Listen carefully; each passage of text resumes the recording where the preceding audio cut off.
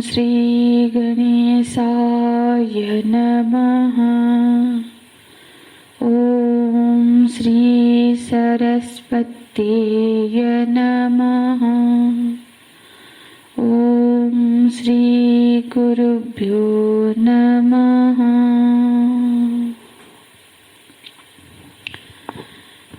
श्लोक नंबर 38 का पाठ करेंगे।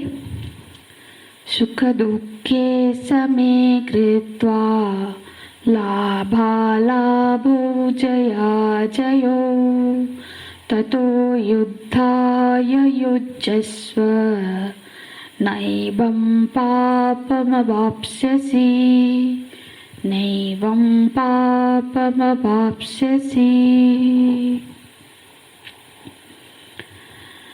श्लोक नंबर 31 से लेकर 37 तक। इन 7 श्लोकों में भगवान बिल्कुल व्यावहारिक धरातल की उपदेश करते हैं अर्जुन जी को कि अर्जुन अपने पहचान के अनुसार उनके पहचान को संबोधित करते हुए भगवान बोलते हैं कि तुम अपने स्वधर्म का परित्याग किसी भी तरह से तुम्हें नहीं करना चाहिए। स्वधर्म के परित्याग से समाज में अकीर्ति होगी और आंतरिक उत्थान में भी बाधा आएगा। सामाजिक और आध्यात्मिक दोनों ही तरफ से हानि ही होगी। और दूसरी तरफ यदि स्वधर्म का पालन करते हैं तो एक तो चित्त प्रक्षालन होगा, अंतःकरण शुद्ध होगी और व्यवहारिक दृष्टि से उच्चतर लोकों की प्राप्ति होगी, मतलब स्वर्ग लोक की प्राप्ति होगी या फिर धरती में यश की वृद्धि होगी। हालांकि ये उपदेश अर्जुन जी को संबोधित करते हुए भगवान ने किया है, पर ये हम सब के लिए भी ये उपदेश है कि हमें अपने स्वधर्म का पालन करते रहना चाहिए। अपने सामाजिक और शास्त्रीय पहचान के हिसाब से, अपने पहचान के अनुसार जो कर्तव्य हमारे लिए निर्धारित है वो हमारा स्वधर्म है।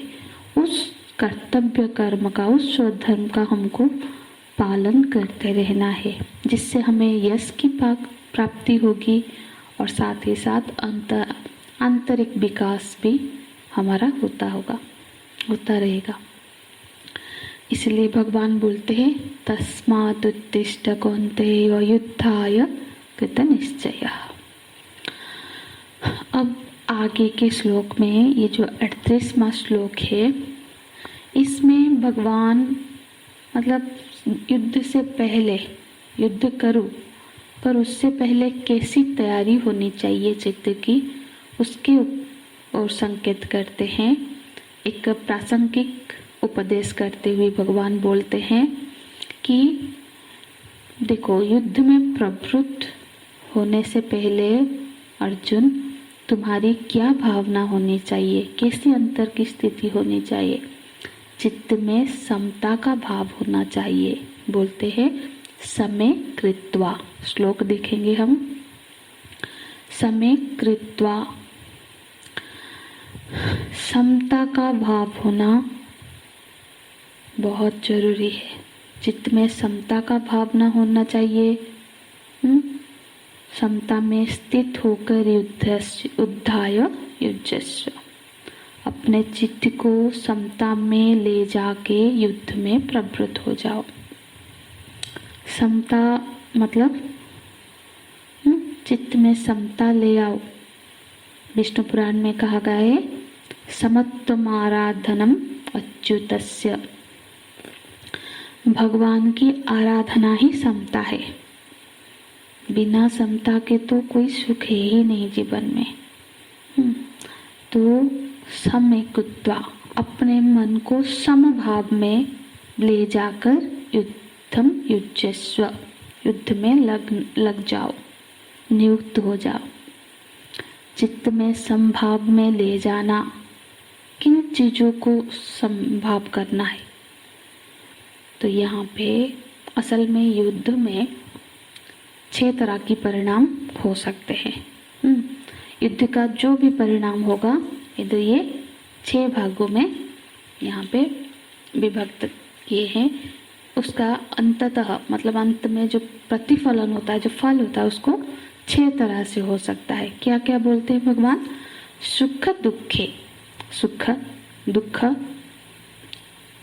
लाभा लाभो, लाभ अलाभ, अलाभ माने हानि, और जया जयो, जय अजय मतलब जय पराजय।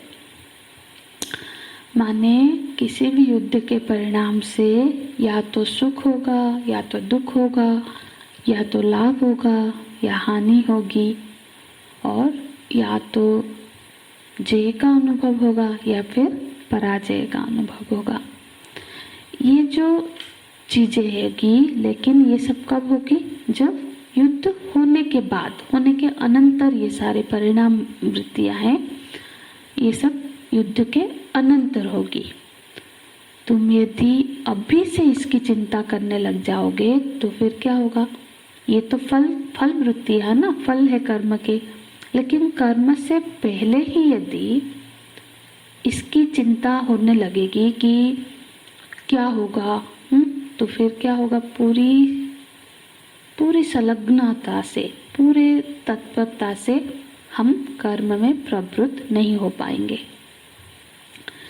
यदि एक कार्य के समाप्ति से पहले ही हम उसकी परिणाम की चिंता हमको सताने लगेगी तो फिर चित्त क्या होगा? अस्थिर हो जाएगा, चित्त में अस्थिरता पैदा हो जाएगी। जैसे कि कोई इंटरव्यू देने जा रहा हो और पहले ही मैं फेल हो जाऊंगा तो मैं फेल हो जाऊंगा, तो ऐसी चिंता उसके मन में आ जाएगी, तो फिर क्या होगा? वो इंटरव्यू के दौरान भी वो अपना मतलब परफॉर्मेंस उसका उस लेवल का नहीं हो पाएगा, क्योंकि चिंता से भय पैदा होता है और भय की वजह से जितनी अच्छी तरह से वो कार्य संपादन होना चाहिए था वो नहीं हो पाता है। इसलिए भगवान कहते हैं कि समभाव में रहना चाहिए। माने मेरा ये कर्तव्य है और अपनी तरफ से जितना बेहतर से बेहतर हो सकता है वो मैं करने का प्रयत्न करूँगा। समय कृत्वा, वो प्रयत्न, हमारी ओर से प्रयत्न में कोई कमी नहीं होगी। हम अपनी सारी जो अटेंशन, सारा जो वो देंगे अपने प्रयत्न में, अपने एफर्ट में, कि अपनी तरफ से बेहतर करने का प्रयास करेंगे। और साथ ही साथ दूसरी चीज़ भी हमको ध्यान रखने की, और जो भी फल होगा उसके लिए एक तैयार रहेंगे। माने अपनी ओर से बेहतर करने का प्रयास, और कुछ भी फल हो, जो भी फल हो, उसके सामना करने का हमारे चित्त की तैयारी हो। ये किसी भी कर्म से पहले हमारी स्थिति होनी चाहिए। इसी को बोलते समय कृत्वा। इसको जब हमारा मन कोई कंडीशन हो जाता है, मतलब कंडीशन रख लेता है कि मुझे तो लाभ ही चाहिए, मुझे तो परिणाम में सुख ही चाहिए, तो ऐसी भावना से क्या होता है ना, चित्त को हमने एक शर्त के साथ जोड़ दिया, और वो शर्त हमें क्या करता है ना, निश्चिंतता से अपना कर्म भी करने नहीं देता है, क्योंकि चित्त पर हमेशा ही ये टेंशन ये जो रहता है, क्योंकि वो अब जो उससे विपरीत कोई चीज को एक्सेप्ट करने के लिए तैयार नहीं है। ये जो परिणाम में अपने मतलब परिणाम में आने वाली जो फल है, जो चीज है, और उसकी चिंता अभी से हमें होने लगती है, तो ये तो कर्म में भी बाधा डाल देती है। जैसे कि मतलब बहुत पहले की चिंता करके, व्यर्थ चिंता करके, अब का समय, अब सारा जो ध्यान है वो अपने प्रयास में होना चाहिए। ऐसे कहीं हमने पढ़ा था कि जैसे कि एक पति पत्नी है और कहीं बैठे हुए हैं और उन दोनों में कोई मतलब झगड़ा होने लग गया बातचीत करते करते।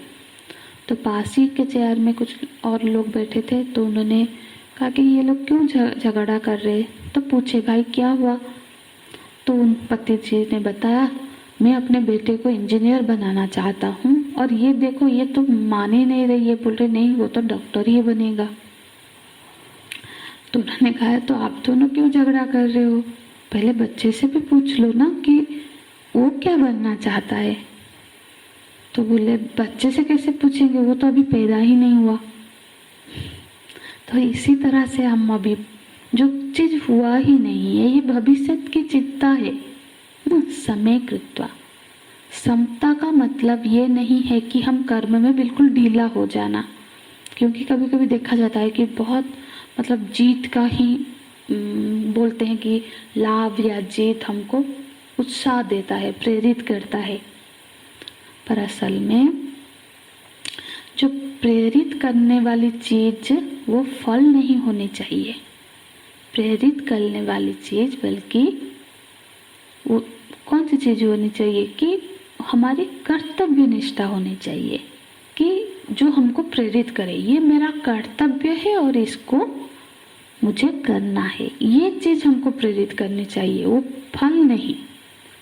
क्योंकि ये मेरा कर्तव्य है, इसका परिणाम जय होगा विजय पराजय होगा वो मुझे नहीं मालूम है। क्योंकि ये मेरा कर्तव्य है और उस कर्तव्य को ध्यान में रखते हुए मुझे बेहतर से बेहतर परफॉर्मेंस करनी है। और उससे भी बढ़कर यदि कोई भक्त बन जाता है तो उसके लिए फिर भक्त हो या फिर संस्कारी भी हो, तो क्योंकि ये मेरे गुरुजन चाहते हैं, मेरे बड़े चाहते हैं, या फिर मेरे प्रभु ऐसा चाहते हैं, मेरे गुरु ऐसा चाहते हैं, ये कर्तव्य निष्ठा से भी आगे की चीज है। क्योंकि ये वो चाहते हैं, उनकी इसमें खुशी है, इसलिए मैं ये करने जा रहा हूँ। ये चीज हमके हमारी कर्तव्य में संलग्न होने का प्रेरणा होनी चाहिए। तो बोलते सुख दुखे समय कृत्वा लाभा लाभो जया जयो। इस समता में स्थित होके ततः युद्धाय युज्यस्व, युद्ध में अपने आप को नियुक्त कर दो। ऐसा करने से तुम्हें फल की चिंता करने की जरूरत नहीं होगी। नैवं पापम वाप्स्यसि, ऐसा करने से भी इस तरह से समता में स्थित होकर यदि तुम कर्म करोगे तो फिर तुम्हें पाप में भागी नहीं होना पड़ेगा। असल में पाप क्या है? पाप कहाँ लगता है? जहाँ हम दूसरे को नुकसान पहुँचाना चाहते हैं वहाँ पाप लगता है। जहाँ हम अपने को भी नुकसान पहुँचाना चाहते हैं वहाँ भी पाप लगता है। जैसा आत्मा अपने में वैसा ही आत्मा दूसरे में है ना। तो जानबूझकर हानि पहुंचाना की भावना आ जाए तब पाप होता है। पाप माने परमात्मा से अपगता हो जाना। तो फिर क्या करना चाहिए? क्या करें? चित्त में समता ले आओ, समय कृत्वा। तो भगवान ये उपदेश करते हैं कि समय कृत्वा, सुख दुखे समय कृत्वा। सुख दुख सब बराबर है, लाभ लाभ जयो जयो। इस तरह से क्या मिलेगा क्या नहीं मिलेगा, क्या होगा, पराजय हो जाएगा, ये सब की चिंता छोड़ के समबुद्धि से फिर हम अपने कर्तव्य में लग जाओ, अपना कर्तव्य कर्म करो। और फिर जिस रूप से परमात्मा आएंगे उसी रूप से हम उनको स्वागत करेंगे। मतलब जो भी फल आएगा भगवान की इच्छा से उसका स्वीकार करेंगे, पर हमारी प्रयास में कोई कमी नहीं होनी चाहिए। इसका उपदेश भगवान इस श्लोक में करते हैं। फिर अगला श्लोक कल की कक्षा में देखेंगे। हरि ओम तत्सत्। ओम पूर्णमदः पूर्णमिदं पूर्णात् पूर्णमुदच्यते पूर्णस्य पूर्णमादाय पूर्णमेवावशिष्यते। ओम शांति शांति शांतिः। हरिः ओम। श्री गुरुभ्यो नमः। हरिः ओम।